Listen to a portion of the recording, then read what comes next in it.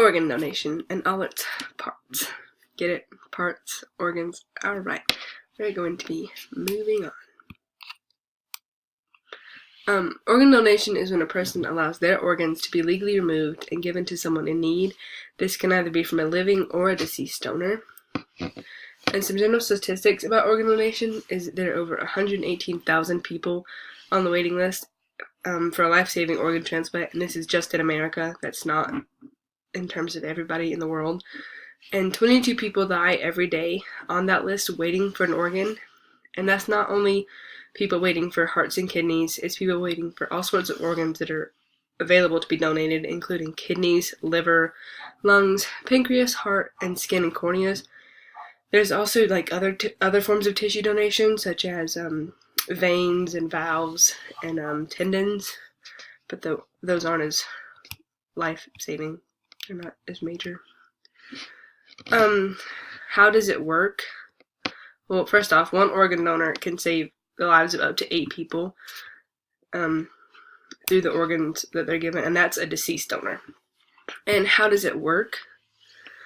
Well, it all starts when a healthy person gets sick and their organ starts to fail, whichever one it is. The patient is given an evaluation at a transplant center where they are tested to determine if they would be a good candidate for a transplant or not. And after the evaluation, they are put on a national transplant waiting list, and on this list, they begin the wait for an organ that would match them, and that can be a really long wait. In order for an organ to be a match to somebody, it has to have the same blood type, tissue type, and a similar body size of the person that it's coming from and the person it's going to. Other things are considered when determining a match, such as the degree of sickness of the patient that would receive the organ, how long they've been on the list, and the distance from the actual donor themselves. The distance applies because if the organ is going too far, it could become non-viable, in other words, clinically die, and wouldn't be available to be transplanted. People often worry about things such as race or social status that can affect their transplant and the ability to be a donor, but that's not the case. When matching an organ to a potential recipient, things such as race, gender, social status, income, and fame are not taken into account. And this is a picture of a boy named Denny. He's actually not a boy, he's a man. And then his donor, I don't remember his name, but you can see that they're both similar size. They're definitely not similar age, which doesn't really apply because if your organ's healthy, it's healthy. It doesn't matter how old you are. But that just shows you that you can be a living donor and save somebody's life and live to see it affect them. Okay. The actual process. When a person is brought into the hospital with a traumatic brain injury and it can't result in any restored brain function, they are declared brain dead. So in terms of legally and medicine, you are clinically dead. Machines are hooked up, such as ventilators and all this stuff, to keep organs alive and viable for transplant. And then doctors then contact an OPO, which is the organ procurement organization. They usually contact one member, not the whole organization, to see if the person that just was declared brain dead was a registered donor prior to their brain death. If so, the family is informed and then the donation process takes place. If the donor was not previously registered as an organ donor, then the team of doctors will talk to the family that's there about giving consent for organ donation. And if the family agrees, then the actual donation process begins. I keep going too far. The almost actual donation procedure begins with the doctor talking to the family of the donor about the patient's medical and social history. Then a medical examination is performed on the patient. This is normally just an external evaluation to see how things are going, and then they also look at the records of past things, if they've had any other surgeries. And then if the deceased is a good candidate for donation, then they input their information into the computer that begins to match the donor to potential recipients. Doctors in the hospital that have the deceased patient will call transplant teams of the hospitals where the potential matches normally go for checkups and stuff to inform the team that an organ is available for a patient.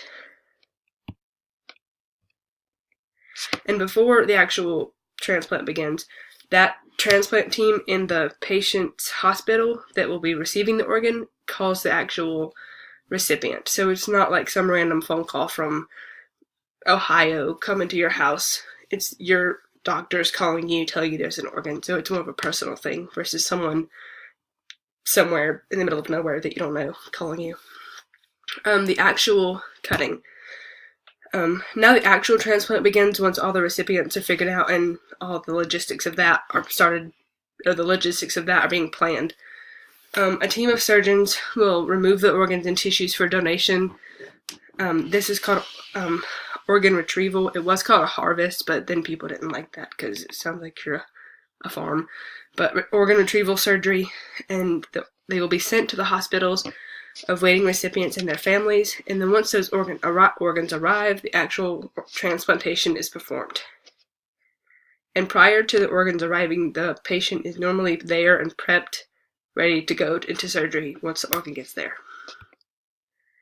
Who organizes all this? Not a company, a network of doctors all over the U.S. called UNOS.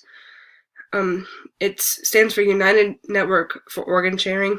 They are the ones that coordinate organ transplants here in America. There are multiple websites and other avenues where people can register to be included as a donor, including Donate Life and organdonor.gov, many other ways, and they all report to UNOS. So no matter which one that you go through, which method you decide to go with, if you want to be a donor, they all report to UNOS. You can register to donate at any time once you are over the age of 18, and there are hoops to jump through and ways to get through that, but there is a quick process once you figure out where exactly to go. And if you're under the age of 18, it just requires parental consent if you die. Alright, what can be donated? Things such as lungs, they can be donated as your set. Both of them can go to the same patient, or if it's just one that needs to be sent, you can donate to 2 different people. Your heart, your liver, and that can be split into 2 and given to 2 different patients because your liver does rejuvenate itself. Your intestines, it can be split in small and large. It normally goes all together. Kidneys, normally they're sent as singles. So one patient will get one and another patient will get another one. The pancreas, and then some tissues that can be donated are your corneas, tendons, valves of your heart, skin, veins, and bones. Alright, and in 2014, the hands and the face were added to the list of things that were able to be donated. And this is what the hands are, can be the skin from the hands, or it can be the whole thing. Here up, somebody has whole new hands. And the face too, and that has to be, the face transplant itself has a much more complex method of matching because the bone structure also has to match. Alright, and common myths of organ donation that people don't really research but they kind of believe automatically. Some people worry that if doctors notice they're a donor, that they're already a donor prior to their hospitalization, the doctors won't try as hard to save their life. This is false. Doctors are legally obligated to give you every chance possible. The only time the donation even crosses their mind is after every life-saving measure has been taken and there has been no restoration in brain health or brain activity. Another one is open casket funerals are no longer an option for those who donate. This is also false. The procedure itself sounds very gruesome and very gory in a way, but they take the utmost respect in those who donate because that was a person that was living that just decided to help up to 8 other people, and they make it where everything can be closed up and you can look like yourself in an open casket funeral.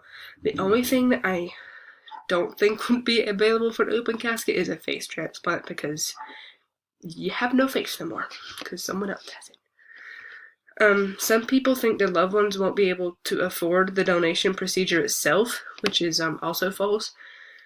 There's a thing in the medical community called a pro bono surgery, and that is when, why does this thing keep zooming so far? Okay, whatever. Just gonna leave it.